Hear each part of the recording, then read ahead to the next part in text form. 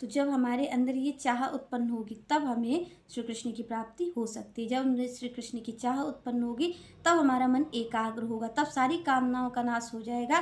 क्योंकि जब श्री कृष्ण की चाह उत्पन्न होती है, उनके प्रेम की चाह उत्पन्न होती है, तो सारी कामनाएं वहाँ पर खत्म हो जाती हैं, मन एकाग्र हो जाता है। और जब मन एकाग्र हो जाता है उसके बाद ही श्री कृष्ण की प्राप्ति संभव है। तो यहाँ पर श्री कृष्ण सबसे पहले कहते हैं कि यहाँ पर सबसे पहले कहा विविक्त। विविक्त मतलब एकांत। भगवान ने कहा कि आप देखिए आपके जीवन में एकांत है या नहीं, आप एकांत में जा रहे हैं या नहीं। आपका ऐसा तो नहीं है कि आप और संसार को इकट्ठा करने लग गए, कहीं ऐसा तो नहीं है कि आपकी और संसार में रुचि हो गई। क्योंकि आप और हम क्या देखते हैं कि हम भगवान की भक्ति भी करते हैं, हम संसार के साथ बैठ करके बातें भी करते हैं, हम और संसार को इकट्ठा करें और लोगों से बात करते और चर्चा करते जा रहे हैं। तो यहाँ पर भगवान ने कहा कि जो मेरी भक्ति करेगा, क्योंकि आप और हम क्या करते हैं कि जब हम गुरु बनाने भी जाते हैं तो आप हम देखते हैं कि कई लोग तो ये होते कहते ये मेरे गुरु भाई हैं, ये मेरे गुरु बहन हैं, तो इस तरीके से भी देखा जाता है। तो हम गए किसके लिए थे गुरु के पास? भगवान की प्राप्ति के लिए। और कर क्या रहे हैं? क्या एक और परिवार हम इकट्ठा कर रहे हैं। वहाँ पर भी अभी हम संसार में अपने भाई बहन तो थे ही, अब हमने कह दिया कि गुरु भाई और गुरु बहन भी हैं। तो इस तरीके की गति ना हो। अगर श्री कृष्ण कह रहे हैं कि अगर इस तरीके का आपको जाल आप खुद ही फैला रहे हैं, खुद ही आप लोगों को इकट्ठा करते जा रहे हैं, हालांकि आपने कुछ और नाम दे दिया है। पहले आप ही कहते थे कि मेरे भाई बहन हैं, मेरी पति पत्नी है, और इसके बाद अब आप ही कहते घूम रहे हैं कि ये मेरे गुरु भाई और गुरु बहन है। तो भगवान ने कहा अगर इस तरीके की गति है तो भी आप श्री कृष्ण की प्राप्ति नहीं कर सकते। क्यों? क्योंकि आप और हम कई जगह पर भटक जाते हैं, क्योंकि हम जानते ही नहीं है कि भगवान कह क्या रहे हैं, भक्ति होती क्या है।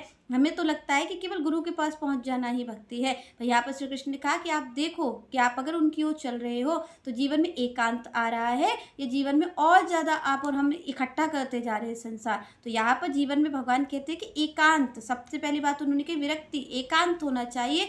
ये एकांत आपके जीवन में है या नहीं? और यहाँ पर भगवान कहते हैं कि विभक्ति देश सेवतकम अरति जन संसदि अध्यात्म ज्ञान नित्यम। यहाँ पर भगवान ने कहा कि आप ये देखिए कि आप ये जो जन समूह है इससे आपको लगाव हो रहा है या आप दूरी बना रहे हो। आपको जो एकांत में जाने की, यहाँ पर भगवान ने कहा एकांत में जाना नहीं है, पर एकांत में जाने की इच्छा है या नहीं। यहाँ पर भगवान ने ये नहीं कहा कि आप एकांत में चले जाओ।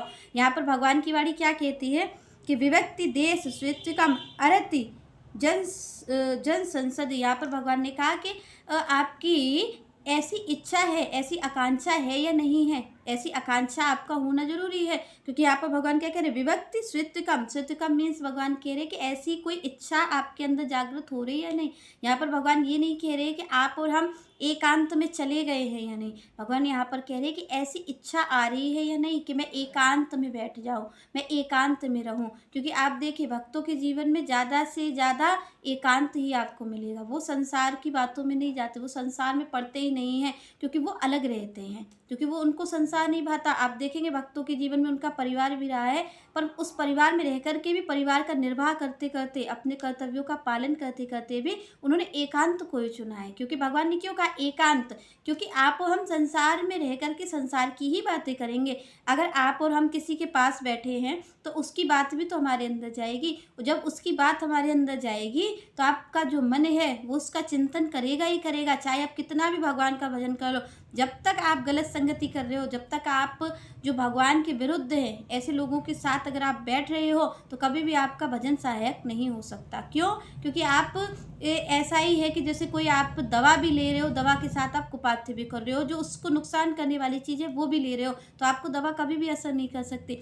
इसलिए भगवान ने कहा कि आप देखो कि जो जन समूह है इससे आप दूर जाना चाह रहे हो, ये इसे जीवन में अपने और लाना चाह रहे हो। तो ये चीज़ सबसे बड़ी सूचक है, भगवान कहते हैं मेरी भक्ति में, ये बताती है कि आप मेरी ओर जा रहे हो या नहीं जा रहे हो। अगर आपका संसार से प्रेम बढ़ रहा है तो आप मान लो आप श्री कृष्ण की ओर नहीं जा रहे, क्योंकि जो श्री कृष्ण की भक्ति है वो मन को एकाग्र करती है, वो मन को चारों ओर से समेटने वाली भक्ति है, वो बिखेरने वाली नहीं है। क्योंकि बिखेरने वाली भक्ति जब भी होगी वो माया की ही भक्ति हो सकती है, क्योंकि माया का काम है बिखेरना।